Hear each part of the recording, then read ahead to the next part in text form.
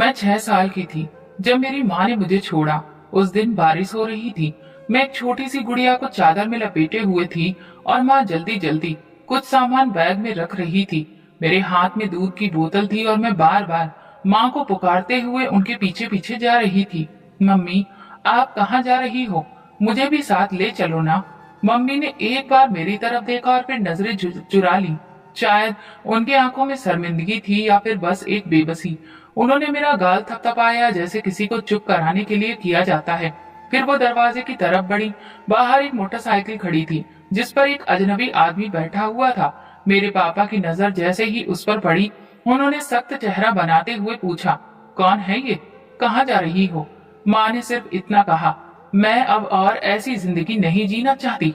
और ये बच्ची, पापा ने मेरी तरफ इशारा किया, ये अब तुम्हारी है, संभालो। माँ पलटी, दरवाजा बंद हुआ और मेरी जिंदगी की पहली बुनियाद उजड़ गई।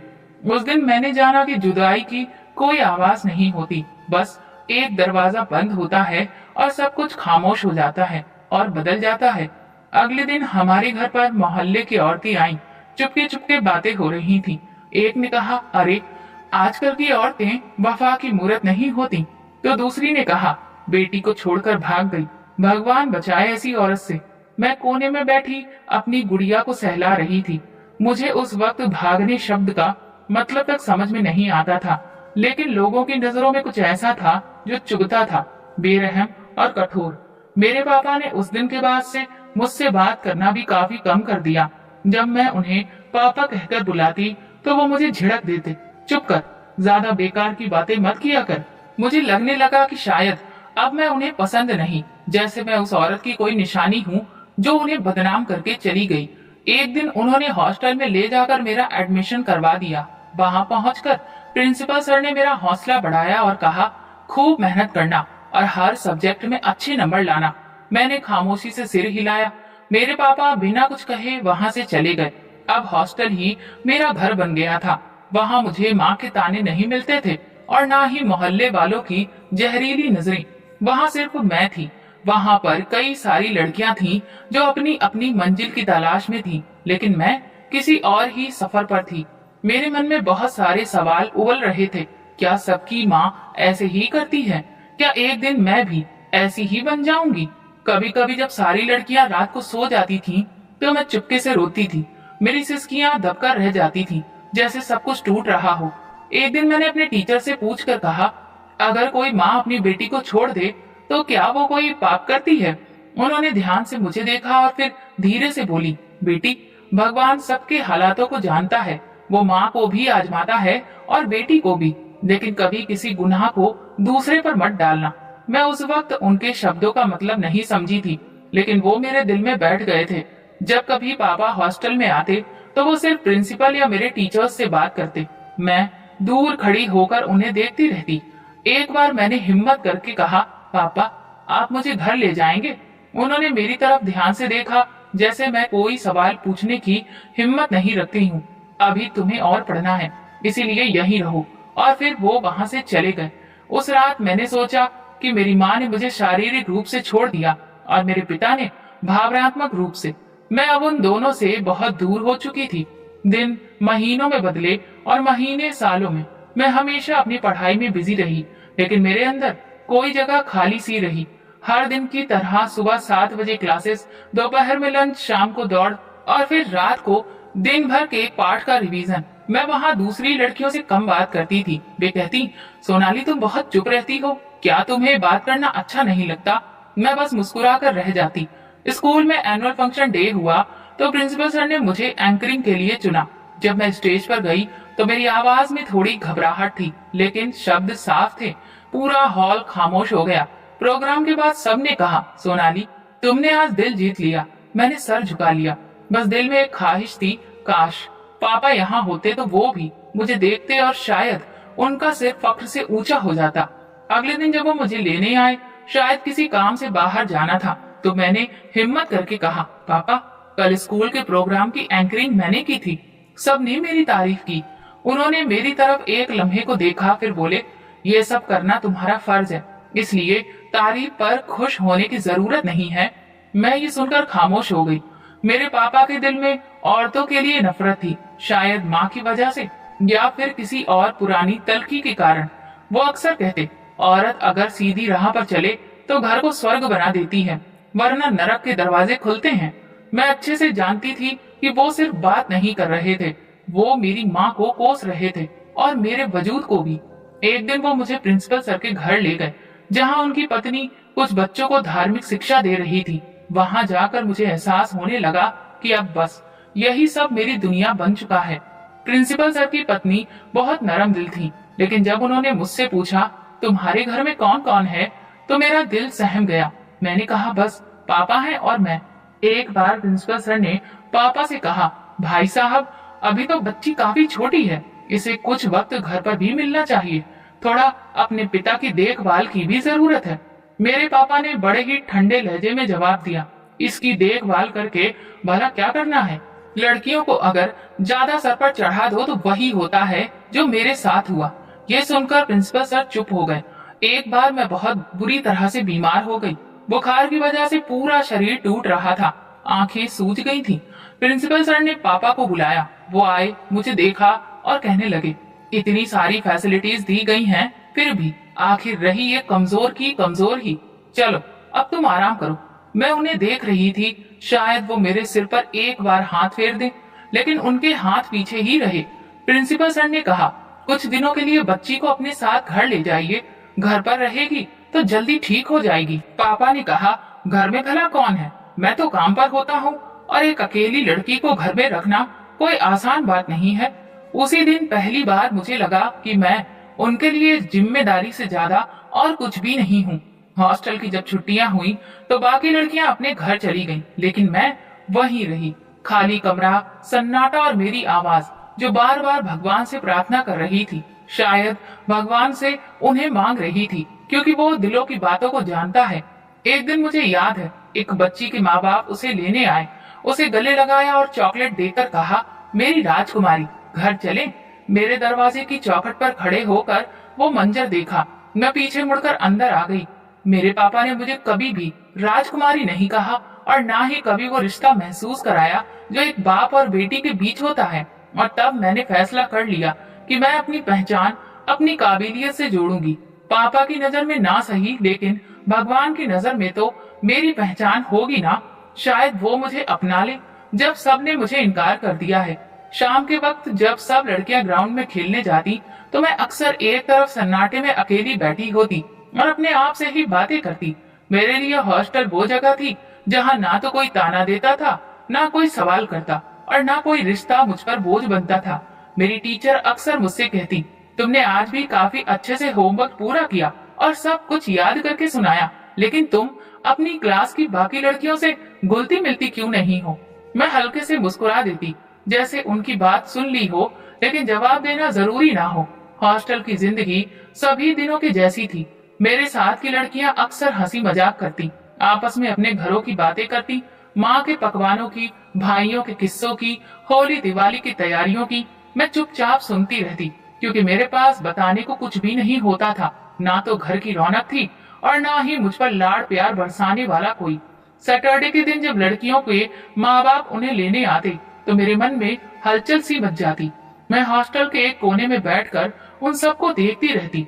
कभी कभी मेरी कोई टीचर मुझसे पूछती, तुम्हारे पापा तुम्हें लेने नहीं आए? मैं कहती, पापा ने कहा था कि वो बिजी हैं। हालांकि पापा ने कुछ भी नहीं कहा होता और ना ही वो कभी आए होते। एक बार मेरे सीने में दर्द हुआ तो मेरी टीचर ने ऑफिस के फोन से पापा को कॉल किया। कुछ देर बाद जब वो आए तो उनका लहजा पहले की तरह ही सख्त था। क्या हुआ? अब हर वक्त कुछ ना कुछ बहाना होता है तुम्हारा। प्रिंसिपल सर ने कहा, इसकी तबीयत वाकई में खराब है, डॉक्टर को दिखा दीजिए। पापा ने डॉक्टर को दिखाने के बजाय हॉस्टल के पास की दुकान से एक दवा खरीद ली और कहा, ये लो, अगर कुछ होगा तो प्रिंसिपल सर खुद ही देख लेंगे। फिर वो चले गए। मैंने वो गोली पानी से निकली। दिल में एक चुभता हुआ सवाल दबा रहा। हॉस्टल में एक लाइब्रेरी थी। मैंने धीरे धीरे वहां जाना शुरू कर दिया और अपने मन के सवालों को उन किताबों में कहीं खोजने लगी। फिर मैंने उन किताबों से ही दोस्ती कर ली।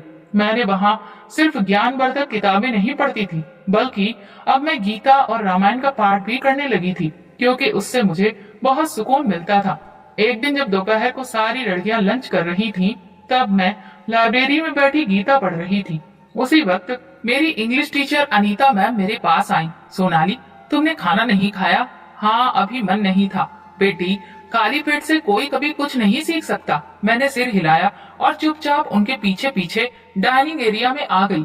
हॉस्टल की जिंदगी में वक्त धीरे धीरे रेंगता था। कभी कभी कोई प्रोग्राम या इवेंट हो जाता तो जरा रंग आ जाता, लेकिन मेरा मन उन प्रोग्राम्स में भी नहीं लगता था। मैं बस खामोशी से अपना काम करती और फिर अपने कमरे में लौट आती। कभी कभी हॉस्टल से बाहर जाने की इजाजत मिलती थी। बाकी लड़कियां जूस, चिप्स या खिलौने खरीदती। मैं हमेशा एक नोट बचाकर अनीता मैम से कोई अच्छी किताब खरीदने के लिए कहती। तुम्हें और कुछ नहीं चाहिए? नहीं, वो हैरानी से पूछती। बस कोई अच्छी किताब चाहिए। वो अपना सिर हिला देती, जैसे कि मेरी बात समझ गई हो। एक दिन एक नई बच्ची हॉस्टल में आई। उसका नाम अन्नू था। बहुत बातूनी, शौक मिजाज, जिंदा दिल, हर वक्त किसी न किसी को हंसा रही होती। एक दिन वो मेरे पास आई और बोली, सोनाली, तुम हमेशा इतनी गंभीर क्यों रहती हो? लगता है कि तुम्हें कभी प्यार से किसी ने गले नहीं लगाया। तुम्हें हंसी नहीं आती क्या? मैंने धीरे से कहा, आती है, लेकिन कब ये याद नहीं। अन्नू मेरे करीब आई और उसने मुझे जोर से गले लगा लिया। मैं हैरान रह गई। बरसों बाद शायद किसी ने मुझे गले से लगाया था, बिना किसी ताने के, बिना किसी शक के। उस लम्हे मुझे एक अजीब सा सुकून मिला। फिर धीरे धीरे साल दर साल बीतते चले गए। हॉस्टल की पढ़ाई जब पूरी हुई तो हमारे लिए फेयरवेल पार्टी रखी गई। मेरे प्रिंसिपल सर ने मुझे अपने हाथ से मेडल पहनाया, जिस पर मेरी रैंक फर्स्ट लिखी हुई थी। मेरे दिल में एक अजीब सा सुकून था। बचपन से लेकर अब तक के सारे दिन, सारी रातें, सब ठीक है और सारी खामोशियां एक लम्हे में आकर ठहर गईं। अनीता मैम ने कहा, सोनाली, अब तुम्हारी अगली मंजिल तुम्हारा घर है। वहां जाकर भी अपनी काबिलियत और समझ को हमेशा साथ रखना। मैंने उनकी बात पर सर हिलाया, लेकिन अंदर से कुछ खाली था। पापा आए, लेकिन इस बार थोड़ा अलग लग रहे थे। शायद वो खुश थे या फिर लोगों के सामने गर्व महसूस कर रहे थे। मेरे गले में पड़े मेडल को देखते हुए बोले, चलो अब तुम घर आ जाओ।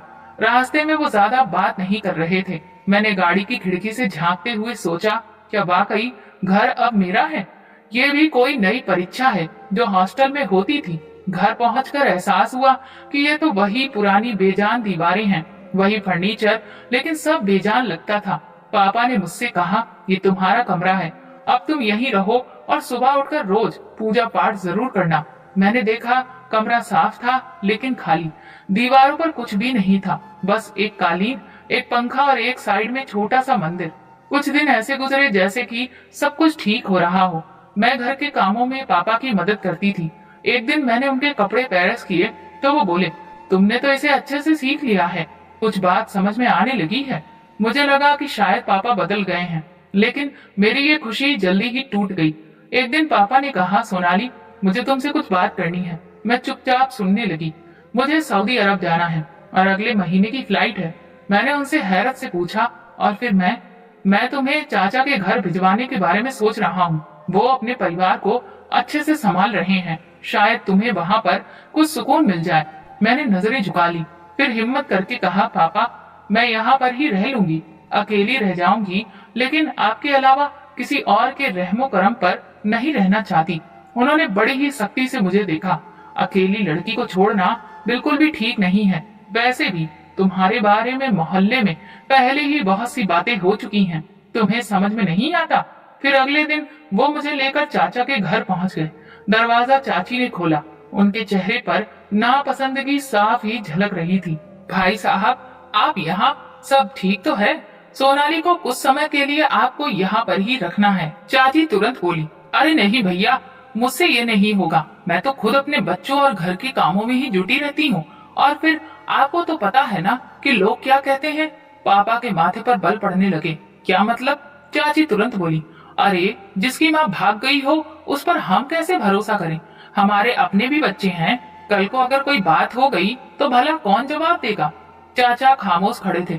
उन्होंने ना हाँ की न ना की, बस चुप रहे। वहाँ पर फिर पापा ने कोई भी बात नहीं की, लेकिन रास्ते में गाड़ी रोककर बोले, ये सब तेरी माँ की वजह से है। आज मैं तेरी वजह से ही इनकार सुन रहा हूँ। मुझे शर्मिंदा कर दिया तूने। मैं चुप रही। कुछ कहती तो शायद और बहुत कुछ सुनना पड़ता।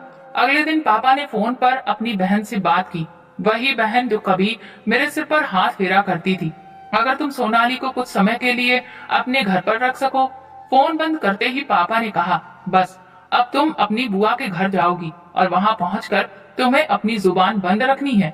वहां कोई भी तुम्हारी खुशामद नहीं करेगा। मैंने कपड़े समेटे और अगले ही सुबह हम बुआ के घर पहुंच गए। बुआ ने दरवाजा खोला। उनके चेहरे पर हल्की सी मुस्कुराहट थी, लेकिन आंखों में सवाल। बस कुछ दिन की ही बात है, पापा ने कहा। बुआ बोली, हाँ ठीक है, देखते हैं, लेकिन सोनाली को समझा दो, यहाँ कोई लाड़ प्यार नहीं है। काम करेगी, जुबान बंद रखेगी और अपने कमरे में रहेगी। पापा ने मुझे देखते हुए कहा, याद है जो कहा गया है? मैंने सिर हिला दिया। घर के अंदर दाखिल होते ही एक ठंडी हवा मेरे चेहरे से टकराई, जैसे किसी नए इम्तिहान के लिए मैं यहाँ आई हूँ। जो कमरा दिया गया वो बहुत साधारण सा था। एक सिंगल बेड, एक पुराना पर्दा और एक दराज थी। पापा अगले दिन चले गए। जाते हुए ना तो उन्होंने मेरे सिर पर हाथ रखा, ना कोई बात की। बुआ के घर में सुबह तड़के ही मेरी आंख खुल गई। नहा धोकर मैं भगवान के सामने बैठ गई और प्रार्थना करने लगी, हे भगवान, मैं जहाँ भी रहूं बस मुझे कभी अकेला मत छोड़ना। लेकिन मैं जानती थी कि इस दुआ का असर सिर्फ मेरी खामोशी में ही था, क्योंकि मेरी परीक्षा की शुरुआत हो चुकी थी। बुआ के घर का माहौल नियम कायदों से बंधा था, मगर साथ ही उसमें एक अजीब सा बोझ भी था। मुझे कमरा तो दे दिया गया था, लेकिन कोई अधिकार कभी नहीं दिया गया। सुबह सब लोग देर तक सोते रहते, लेकिन मैं तड़के ही उठ जाती, नहा धोकर पूजा करती और फिर सबके लिए नाश्ता बनाने लगती। बुआ का अंदाज बिल्कुल वैसा ही था जैसा उन्होंने पहले दिन ही साफ कर दिया था कि यहाँ पर कोई लाड़ प्यार नहीं है और ना ही कोई मेहमान। मैं एक फर्ज हूँ जिसे बस निभाना है। बुआ का एक बेटा अतुल दिन भर घर में ही रहता था, ना किसी ऑफिस का कामकाज, ना ही कोई पढ़ाई लिखाई, बस मोबाइल पर ऊंची आवाज में गाने सुनना और लोगों को अजीब नजरों से घूरना। शुरू में तो वो मुझसे दूर रहता था, मगर कुछ समय बाद उसकी नजरें मेरे आसपास घूमने लगी। मैं जहाँ भी जाती लगता जैसे वो मुझे घूर रहा हो। किचन में काम करते हुए मैं अक्सर पीछे मुड़कर देखती, वो दरवाजे के उस पार खड़ा होता, जैसे खुद को छुपा रहा हो, लेकिन मुझे डराने के लिए काफी था। एक दिन मैंने हिम्मत करके कहा, बुआ जी, अगर अतुल को मुझे कुछ कहना है तो वो सामने आकर कह दे, इस तरह से नहीं, ये सब अच्छा नहीं लगता है। क्या कहा? बुआ बोली, वो मेरा बेटा है, तुम उसके बारे में कुछ कहने वाली होती कौन हो? तुम अपने काम से काम रखो। मैंने अपनी जुबान को सिल लिया। कमरे से बाहर निकलकर मैं नजर झुकाकर ही चलने लगी। मैं किचन में खड़े होकर बुआ के साथ सब्जी काटती, बर्तन धोती, झाड़ू लगाती, लेकिन दिल में एक अजीब सा डर बैठ चुका था। अतुल दिन ब दिन निडर होता जा रहा था। जब मैं कपड़े फैलाने जाती तो वो अपने कमरे की खिड़की से मुझे देखता। मेरा दुपट्टा बार बार सरकता। मैं उसे ठीक करती, लेकिन वो अपनी हरकतों से बाज नहीं आता।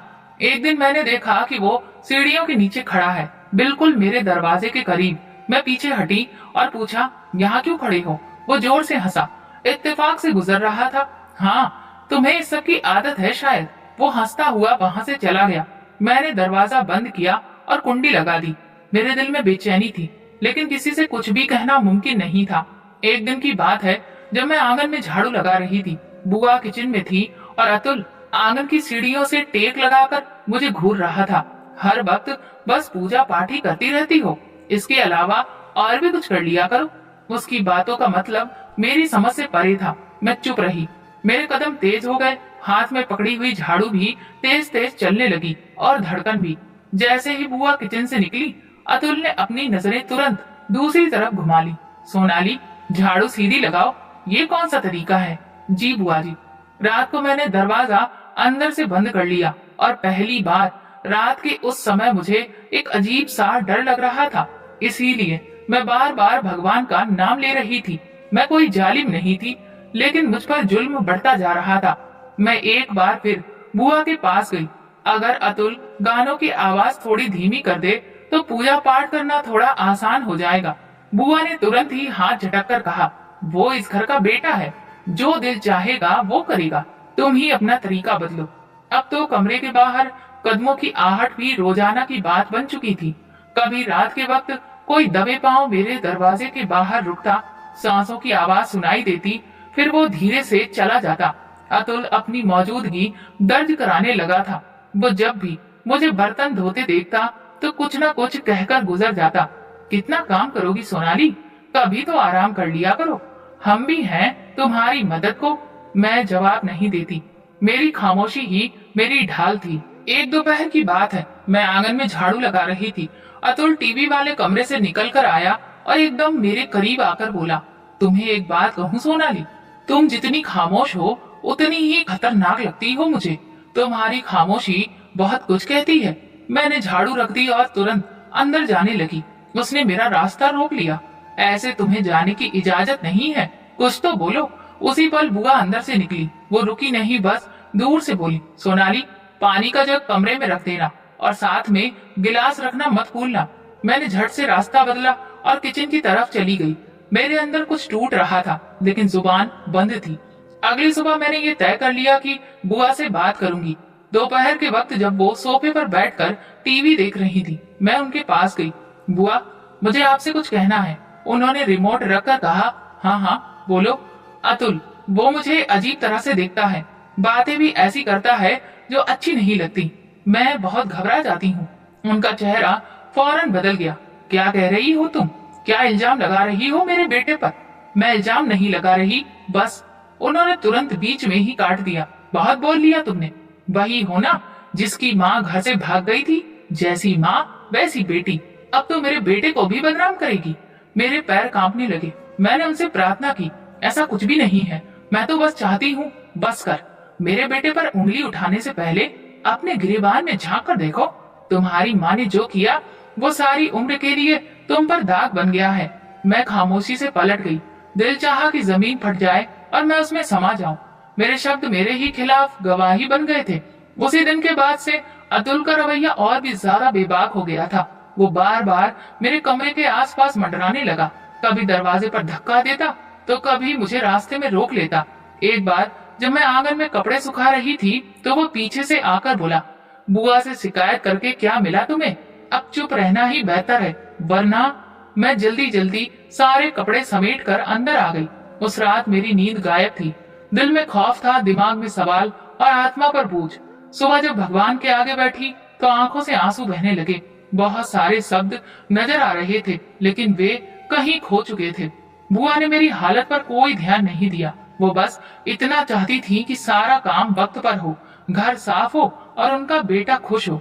एक दिन अतुल का दोस्त घर आया। उस वक्त मैं किचन में थी। उसने खाने को कुछ मांगा। जब मैं ट्रे में बिस्किट और चाय लेकर गई तो उसके दोस्त ने मुझे घूर कर देखा और फिर हंसकर बोला, अरे वाह अतुल, तुमने तो अपने घर में कोहिनूर का हीरा छुपा रखा है।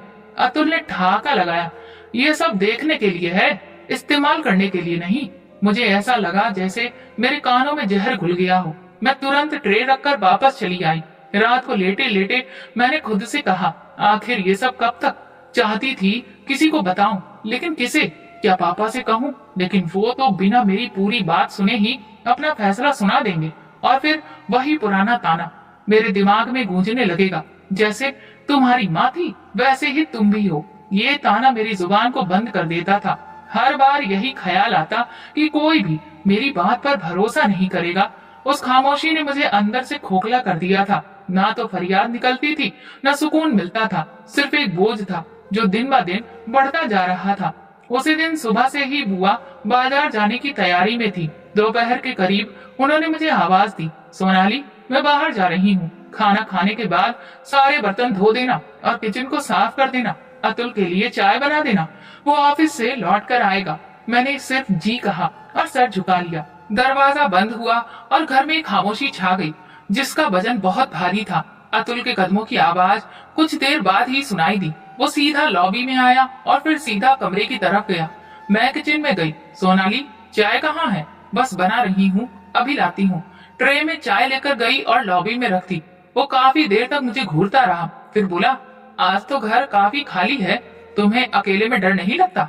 मैंने उसे कोई जवाब नहीं दिया और तुरंत अपने कमरे में वापस आ गई। कुछ पल ही गुजरे थे कि मेरे दरवाजे पर हल्की सी दस्तक हुई। मैंने जवाब नहीं दिया। फिर दस्तक तेज हो गई। मैंने दरवाजा बंद ही रखा। दिल की धड़कन बढ़ गई थी। फिर दरवाजा जबरदस्ती धकेल कर खोला गया। वो अंदर आ चुका था। ये क्या बदतमीजी है अतुल, तुरंत बाहर जाओ। खामोश हो जाओ। कोई भी नहीं है इस वक्त घर में, और तुम भी यही चाहती हो, नहीं तो बार बार मेरे करीब क्यों आती हो? मैंने तुमसे कभी कोई ऐसी बात नहीं की, भगवान से डरो। उसने मेरी बात को नजरअंदाज किया और आगे बढ़कर मेरे दुपट्टे को खींच दिया। मैंने जोर से चीखने की कोशिश की, लेकिन उसने मेरा मुंह दबा दिया। चुप कर, वरना कुछ भी नहीं बचेगा, न तुम और न तुम्हारी इज्जत। मैं हाथ जोड़ती रही, गिड़गिड़ाती रही, मुझे छोड़ दो। मैंने तुम्हारा क्या बिगाड़ा है? भगवान सब देख रहा है, वो इस बात का गवाह है। लेकिन वो दरिंदा अपनी इच्छा के आगे सब कुछ तबाह कर गया और मैं कमजोर निडाल होकर जमीन पर गिर गई।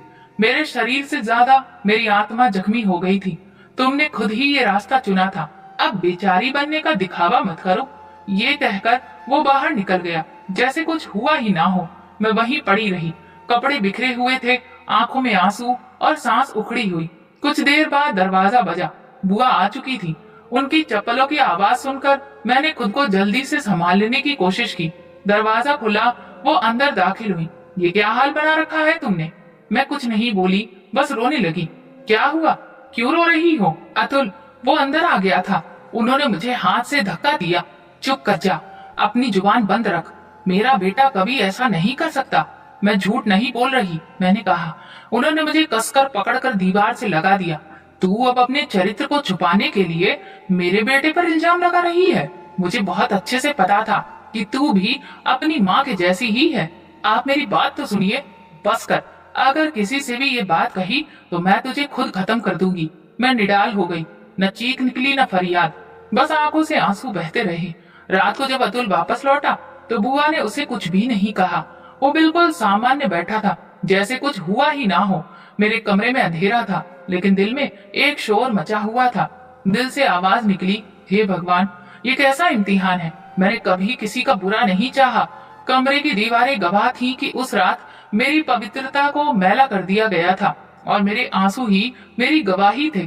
अगली सुबह कमरे का दरवाजा जोर से बजा। मैं उठने के काबिल नहीं थी, लेकिन उन तेज आवाजों ने मुझे चौंका दिया। तभी दरवाजा खुला और बुआ अंदर दाखिल हुई। चेहरा गुस्से से लाल था और उनके हाथ में जूता था। अब बस यही तमाशा तो देखने को रह गया था। मेरे ही घर में बैठकर मेरे बेटे को बहकाती रही। गिरी हुई माँ की गिरी हुई बेटी सब एक जैसी ही होती हैं। मैं उठने की कोशिश कर रही थी, लेकिन शरीर जवाब दे चुका था। मैंने कुछ भी नहीं किया है बुआ, मैं तो खुद को बचाने की कोशिश कर रही थी। आप मेरी बात तो सुनो। चुप कर जा, अपनी जुबान बंद रख। मुझे अच्छी तरह से पता है कि तुम जैसी लड़कियां कैसे घर बर्बाद करती हैं। अतुल दरवाजे के पास खड़ा था, जैसे उसका इस सारे हादसे से कोई रिश्ता ही ना हो। बुआ ने मेरे दुपट्टे को खींचकर फेंका और बालों से पकड़कर मुझे जमीन पर पटका। मैं अच्छे से जानती थी कि एक न एक दिन तुम्हारा असली चेहरा सामने आ जाएगा, मगर मैंने अपने बेटे पर भरोसा किया था। अब कोई शक नहीं रहा कि ये सब तुमने ही प्लान किया था। बुआ, भगवान की कसम, मैं बेकसूर हूँ। मैं लगातार रो रही थी, हाथ जोड़ रही थी। बुआ ने मुझे धक्का देकर फिर जमीन पर गिरा दिया। फिर अतुल को इशारा किया, उठाओ इसको और साथ ले चलो, आज इसका नामो निशान मिटा दो। लेकिन मम्मी, अतुल ने हिचकिचाते हुए कहा, चुप कर। अगर तुम चाहते हो कि तुम्हारे बाप को कुछ भी पता ना चले तो जो मैं कह रही हूँ चुपचाप वही कर। अतुल ने एक पुराने नौकर को बुलाया, जिसकी आंखों में एक पल को थोड़ा तरस जरूर आया, लेकिन वो अतुल की नजरों से डर गया। मैं हाथ जोड़ रही थी, भगवान के लिए मुझे मारिए मत, न फेंकिए। मैं खुद ही कहीं चली जाऊंगी जहाँ मुझे कोई न पहचाने, लेकिन ऐसा मत करिए। बुआ ने मेरे गाल पर जोर का थप्पड़ मारा। बहुत बोलती है तू, बस कर। अपनी माँ की तरह तमाशा करके मेरे बेटे को फंसाना चाहती थी। मेरी आवाज बंद हो चुकी थी। अतुल ने मेरी कलाइयों को रस्सी से बांध दिया और नौकर ने मुंह पर कपड़ा लपेट दिया। मुझे खींचते हुए वे घर के पिछले दरवाजे से बाहर ले गए। रास्ते में कोई एक बार भी नहीं रुका, ना ही कोई सवाल किया। मेरे पैर घिसट रहे थे, कपड़े मिट्टी में सन चुके थे, आंखों में डर था, लेकिन जुबान जम चुकी थी। एक सुनसान जगह जहाँ कचरे के ड्रम रखे जाते थे, वहां ले जाकर उन्होंने मुझे जमीन पर पटका।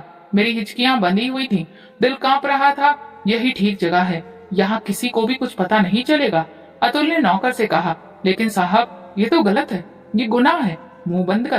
तेरी नौकरी अभी बाकी रखनी है ना, या नहीं? नौकर चुप हो गया। मुझे उठाकर ड्रम के पास फेंक दिया गया। मेरे मुंह पर टेप था, हाथ बंधे हुए थे, आंखें बंद होने लगी थी। दिल में बस एक ही बात गूंज रही थी, हे भगवान, मैंने ऐसा कौन सा गुनाह किया था? मैंने आपकी भक्ति में कभी कोई कमी नहीं रखी, आपका नाम हमेशा इज्जत से लिया, तो आपने मुझे इस तरह बेसहारा क्यों छोड़ दिया? सांस धीरे धीरे बंद होने लगी थी। मैंने धीरे से आसमान की तरफ देखा, जैसे मेरे और भगवान के बीच बस कुछ ही पल की दूरी रह गई हो। फिर जैसे कुछ सुनाई ही नहीं दिया। हर आवाज, हर शिकायत, हर सदा, सब कुछ खामोशी में बदल गया। मेरे लिए वक्त वहीं रुक चुका था, शरीर बेजान, मगर दिल अभी भी सवाल कर रहा था। शायद वही फरियाद थी जो खामोशी में सुनी जाती है। कमरे की छत हल्की धुंधली सी दिखाई दे रही थी। आंखें खुली तो सांस लेने में दिक्कत हो रही थी, मगर शरीर में हल्की हल्की हरकत थी। मन में एक ही सवाल घूम रहा था, मैं अभी जिंदा हूँ? मैंने गर्दन मोड़कर देखा तो वही कमरा, वही बुआ, वही घर। मैं हैरान रह गई, ये कैसे मुमकिन हो सकता है? दरवाजा खुला, एक अजनबी लेकिन सख्त आवाज सुनाई दी, सोनाली, तुम होश में आ गई हो? एक जवान लेकिन साफ चेहरा लिए लड़का मेरे सामने था। उसके पीछे ही बुआ खड़ी थी, लेकिन उनके चेहरे पर सख्ती, गुरूर या नफरत नहीं, बल्कि खामोशी और बेचैनी थी। तुम मुझे नहीं जानती, मेरा नाम समीर है, अतुल का बड़ा भाई। मैं एकदम संभल कर बैठने लगी, लेकिन मेरा शरीर साथ नहीं दे रहा था। तुम घबराओ नहीं, अब तुम सुरक्षित हो। ये सब कैसे? मैंने हल्के लहजे में पूछा। बुआ ने अपना मुंह मोड़ लिया। समीर ने आगे बढ़कर मेरे पास कुर्सी पर बैठते हुए कहा, मैं कल रात लंदन से आया था। जैसे ही घर पहुंचा, एक नौकर ने बताया कि घर में कुछ अजीब हुआ है। अतुल की हरकतों का मुझे पहले भी अंदाजा था, लेकिन इस बार जो सुना वो हद से ज्यादा बढ़कर था। क्या बताया उसने? मैंने डर कर पूछा। सब कुछ। कहा कि माँ के हुक्म पर तुम्हें कचरे के डिब्बे में फेंक दिया गया था, और जब मैंने उस पर दबाव डाला तो उसने मुझे वो जगह बता दी। मैंने बेसाख्ता पूछा, तो आप मुझे वहाँ से बचा कर लाए? हाँ, तुम बेहोश थी, सांस बहुत हल्की हो चुकी थी। मैंने तुम्हें तुरंत अस्पताल पहुँचाया, लेकिन पुलिस को जानकारी देने से पहले सोचा कि तुम्हारा बयान जरूरी है, तुम्हें समझने की मोहलत दी जाए। बुआ ने पहली बार अपनी जुबान खोली। समीर, मैंने तुम्हें पहले ही बताया था कि ये लड़की घर का सुकून बर्बाद कर रही थी, अतुल को फंसा रही थी। समीर की नजरें एक लम्हे के लिए सख्त हो गईं। बस करिए माँ, सच सुनने की हिम्मत रखिए। ये लड़की नेक है, आपके बेटे ने इसकी इज्जत पर दाग लगाया और आपने इसे ही दोषी ठहराने की कोशिश की। अब और झूठ मत बोलिए। बुआ चुप हो गई। शायद बेटे के लहजे में वो बात थी जिसने उनके गुरूर को चुप करवा दिया। मैं अभी भी हैरान थी, आपने मेरी बात पर भरोसा कैसे कर लिया? क्योंकि मैं तुम्हारे जैसी लड़कियों को जानता हूँ, और अपने भाई को भी। ये पहली बार नहीं है, उसने पहले भी ऐसी हरकतें की हैं, लेकिन माँ हमेशा उसकी हरकतों पर पर्दा डालती रही। समीर की बातों में तलखी थी, लेकिन सच्चाई छिपी नहीं थी। वो वही सच्चाई कह रहा था जो इससे पहले किसी ने भी नहीं सुनी थी। मैंने बड़ी मुश्किल से कहा, अब क्या होगा? अब इंसाफ होगा। अतुल को तुमसे शादी करनी होगी, और अगर उसने इनकार किया तो फिर मैं शादी करूंगा। उसे यह अधिकार नहीं कि किसी की इज्जत छीन ले और उसे लौटाए बिना चला जाए। बुआ तुरंत बोली, ये क्या कह रहे हो? शादी, वो भी इससे? हाँ, और आपको याद हो, आपने ही कहा था जो लड़की घर बर्बाद करे उसकी शादी या फिर उसका घर नहीं होता। लेकिन अब ये मेरे साथ रहेगी। बुआ ने गुस्से से कहा, तुम्हें शर्म नहीं आती? समीर ने तुरंत कहा, शर्म मुझे तब आई थी जब मैंने तुम्हें देखा था, एक माँ होकर मासूम लड़की को मारकर ड्रम में फेंकने की कोशिश की। तुमने तो माँ का रिश्ता भी गंदा कर दिया। उसी वक्त अतुल कमरे में आया और समीर को देखकर घबरा गया। यहाँ क्या हो रहा है? वही जो होना चाहिए। तुम्हें शादी करनी है सोनाली से? क्या? मैं? बिल्कुल भी नहीं। ठीक है, तो फिर मैं करूंगा, लेकिन तुम्हें इस घर में नहीं रहने दूंगा। तुमने अपनी माँ की परवरिश का सबूत दे दिया है, अब तुम्हारा कोई भरोसा नहीं रहा। अतुल चुपचाप पलट गया और बुआ के हाथों में हार साफ दिख रही थी। कमरे में सन्नाटा छा गया। समीर ने मेरी तरफ देखा। तुम्हारी जिंदगी का दरवाजा बंद नहीं हुआ है सोनाली, बस थोड़ा हिम्मत और रखना। मैंने पहली बार किसी की आंखों में अपने लिए इज्जत देखी, सुरक्षा देखी। मेरे अंदर जो रोशनी दब चुकी थी वो एक बार फिर से जलने लगी। अगर समीर नहीं आता तो शायद मैं एक लाश में बदल चुकी होती। मैंने धीरे से सिर हिलाया। मेरे पास उसके लिए शुक्रिया कहने के अलावा और कुछ भी नहीं था। सुबह हो चुकी थी और मैं भगवान के सामने हाथ जोड़कर बैठी थी। कमरे में हल्की सी दस्तक हुई। समीर कमरे में दाखिल हुआ, चेहरा संजीदा और नजरों में दृढ़ निश्चय था। सोनाली, आज बात पूरी करनी है, इंसाफ अधूरा नहीं रह सकता। मैं पीछे पलटी और धीरे से सिर हिलाया। दोपहर के वक्त हम सब लोग लॉन में जमा थे, समीर, बुआ और अतुल। अतुल कमरे के कोने में बैठा मोबाइल चला रहा था, जैसे उसे कोई फर्क ही नहीं पड़ता हो। समीर ने अतुल की तरफ देखा। माँ, आज अतुल को बोल दीजिए, सिर्फ एक सवाल, हाँ है या ना। बुआ चुप हो गई, उनके चेहरे पर साफ बेचैनी दिख रही थी। समीर ने अतुल की तरफ देखकर कहा, सोनाली से शादी करोगे या नहीं? अतुल ने इस बात को मजाक में उड़ा दिया। शादी? और वो भी इससे? मैं क्यों इससे शादी करूं? मेरे पास और भी बहुत काम है, मुझे इसका बोझ नहीं उठाना है। बुआ ने उसकी बाजू दबाई। चुप कर जा, अपनी जुबान संभाल कर रख। अतुल ने अपनी माँ की बात को नजरअंदाज करते हुए कहा, जिसे इतनी ही तकलीफ हो रही है तो खुद ही कर लेना शादी। समीर ने सख्त लहजे में आगे बढ़कर कहा, ठीक है तो मैं करूंगा शादी, आज और अभी। इसलिए नहीं कि मैं किसी पर एहसान कर रहा हूँ, बल्कि इसलिए कि जो किसी का हक छीने उसे लौटाना फर्ज होता है। बुआ हक्का बक्का रह गई। ये तुम क्या कह रहे हो? तुम होश में तो हो? आपने हमेशा इसकी गलतियों को छुपाया है माँ, जिसका अंजाम यही निकलना था। मैं इस घर में जहर बिल्कुल भी नहीं फैलने दूंगा। अतुल खड़े होकर बोला, तुम मुझे ही बदनाम कर रहे हो? मैं तुम्हारा भाई हूँ। नहीं, तुम मेरा सिर्फ खून का रिश्ता हो, चरित्र का नहीं। सोनाली की जिंदगी बर्बाद की है तुमने, आज से तुम मेरे लिए अजनबी हो। समीर ने मेरी तरफ देखा। सोनाली, अगर तुम्हें कोई ऐतराज हो तो अभी बताओ, लेकिन अगर तुम चाहो तो मैं भी शादी करने के लिए तैयार हूँ। मैं कुछ लम्हों तक सुकून से खड़ी रही, फिर खामोशी से कहा, अगर आपको ये लगता है कि ये मेरा हक है तो मैं तैयार हूँ। समीर ने दरवाजे के पास खड़े नौकर से कहा, तुरंत मंदिर वाले पंडित जी को फोन करो और मोहल्ले के कुछ लोगों को भी बताओ, शादी आज ही होगी। बुआ ने अपनी तरफ से एक बार फिर ये सब रोकने की कोशिश की। लोग क्या कहेंगे? खानदान वाले बातें करेंगे। जब आपने सोनाली को कचरे के ड्रम में फेंका था तब लोगों का ख्याल कहाँ था? अब इंसाफ के वक्त खामोश रहिए। थोड़ी देर में हम सब लोग घर में इकट्ठा हो चुके थे, पंडित जी भी आ चुके थे, शादी की तैयारी शुरू हो चुकी थी। बुआ कमरे के एक कोने में बैठी थी और अतुल गुस्से से घर से बाहर निकल गया।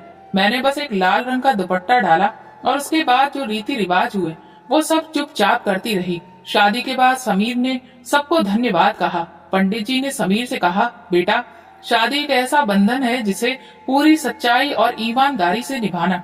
समीर ने तुरंत कहा, पंडित जी, मैं अपनी पत्नी को सिर्फ इज्जत नहीं दूंगा, बल्कि उसके हर जख्म का मरहम भी बनूंगा। सफेद जुबान खामोश थी। समीर उनके पास गया और एक पल ठहर कर बोला, माँ, मैं जा रहा हूँ और आप जब तक अतुल की करतूत पर पर्दा डालती रहेंगी, मैं इस घर में तब तक नहीं आऊंगा। बुआ ने अपनी नजरें झुका ली और जुबान बंद रखी। समीर पलट गया। मेरी नजरें उस दरवाजे पर गई जहाँ मैंने कई बार जा जाकर मिन्नतें की थी और हर बार ठोकर खाई थी। बाहर एक सादा सी गाड़ी थी, छत पर धूप बरस रही थी। समीर ने बैग खुद उठाया और पीछे बैठने के बजाय मुझे अगली सीट पर बिठाया। उसने ड्राइव करना शुरू किया और धीरे से कहा, सोनाली, ये सफर जिंदगी का नया आगाज है, इसे अपने अतीत से अलग हटकर शुरू करना। मैंने धीरे से कहा, मैं कुछ भी शुरू नहीं करना चाहती, बस हर लम्हे को जीना चाहती हूँ, खामोशी से, सादगी से। हम जिस घर में पहुँचे वो पुरानी बनावट का बना था। छोटा सा लॉन, किचन के साथ बनी खिड़की और 2 कमरे। बाहर एक आम का पेड़ खड़ा हुआ था, जैसे बरसों से किसी के आने का इंतजार कर रहा हो। समीर ने दरवाजा खोला। ये हमारा नया घर है, मैं यहाँ कभी किसी को लेकर नहीं आया।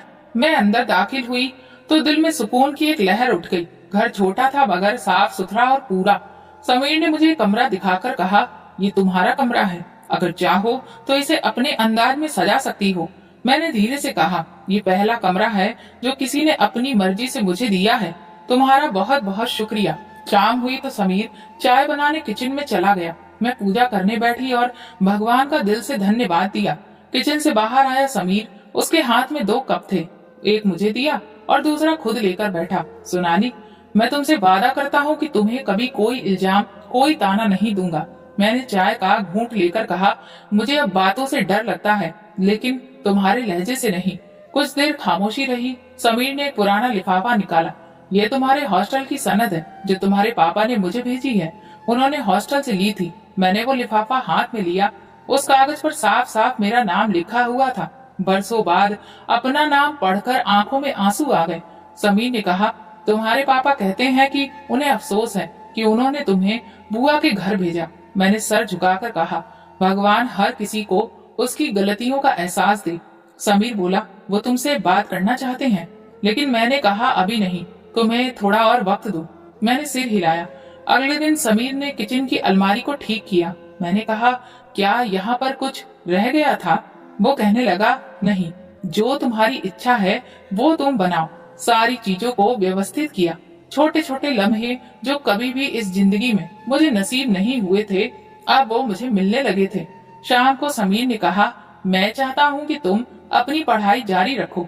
तुम चाहो तो ऑनलाइन क्लासेस भी ले सकती हो या फिर किसी स्कूल में भी पढ़ा सकती हो। मैंने पूछा, क्या तुम्हें लगता है कि मैं दोबारा से सब कुछ शुरू कर सकती हूँ? नहीं। उसने कहा, मुझे पूरा भरोसा है कि हाँ, तुम कर सकती हो और तुम सिर्फ जिंदा रहने के लिए पैदा नहीं हुई हो सोनाली, तुम दूसरों को भी नई दिशा दिखाने के लिए पैदा हुई हो। मैं रात को बिस्तर पर लेटकर छत को देख रही थी। आंखों में भले ही कोई नई रोशनी नहीं हो, लेकिन दिल सुकून में था, जैसे अब जिंदगी का पूरा रुख ही बदल गया हो। और अब जो मेरे साथ था वो सिर्फ मेरा नहीं बल्कि मेरा सहारा भी था। घड़ी की सुइयां धीरे धीरे शाम की तरफ बढ़ रही थी और वक्त बीत चुका था। आंगन में मेरा छोटा बेटा साइकिल चला रहा था और बड़ी बेटी खिड़की के पास बैठकर अपना होमवर्क कर रही थी। मैं दरवाजे के पास बैठी चाय का कप पकड़कर सोच रही थी, ये वक्त कितना बदल गया है। लेकिन कुछ लम्हे, कुछ चीजें, कुछ एहसास वो कभी नहीं बदलते। समीर आज भी वैसा ही है, एक बेहतरीन पति, बच्चों की जिम्मेदारी लेने वाला बाप। उसने शादी के बाद ना कभी कोई सवाल किया न शिकायत, बस सहारा दिया, सुरक्षा दी और एक नई पहचान। हम लोग इंग्लैंड में शिफ्ट हो चुके थे। यहाँ जिंदगी बहुत अच्छी थी, माहौल साफ सुथरा, सब कुछ नया था, लेकिन यादें अभी भी वैसी ही थी। एक कोने में जब भी बैठती तो अतीत की यादें अक्सर दिल में दस्तक देती थी। समीर कभी कभी कहता है, सोनाली तुम बहुत मजबूत हो, लेकिन तुम्हें मजबूत बनने का कोई शौक नहीं था। हालातों ने तुम्हें ऐसा बनाया। जिसके साथ भगवान हो उसे हालात भी तोड़ नहीं सकते, बस हिम्मत को बढ़ाते हैं। हमारी जिंदगी में नया मोड़ तब आया जब एक दिन समीर ने मेरे सामने अखबार की एक खबर रखी। अतुल को लंदन में एक लड़की की जिंदगी बर्बाद करने के इल्जाम में गिरफ्तार कर लिया गया है। उसे 5 साल की सजा सुनाई गई है। मैंने खबर को पढ़ा, खामोशी से देखा और उस अखबार को वापस रख दिया। समीर ने धीरे से कहा, मुझे अफसोस है कि वो सुधर ना सका। मैंने कहा, जिस दिल में पश्चाताप ना हो वहाँ नसीहत की कोई जगह ही नहीं होती। कुछ महीनों बाद खबर मिली कि बुआ को पैरालाइसिस हो गया है। अब वो बस बिस्तर पर ही पड़ी रहती थी। समीर ने अपनी जिम्मेदारी निभाते हुए उनकी देखभाल के लिए एक नर्स रख दी। कभी कभी वो खुद भी उनसे मिलने जाता, लेकिन मुझसे कभी नहीं कहा कि तुम मेरे साथ चलो। उसने कहा, तुम्हारी मौजूदगी उनके लिए सजा बनेगी और तुम्हारे लिए जख्मों की नुमाइश। ये घर तुम्हारा है, उनका नहीं। मैंने खामोशी से इस फैसले को मान लिया। समीर के घर में खुशियां थी, बच्चों की हंसी थी, छोटे छोटे सपने थे। मैंने बच्चों को पढ़ाई के साथ साथ अच्छी शिक्षा देना भी शुरू किया।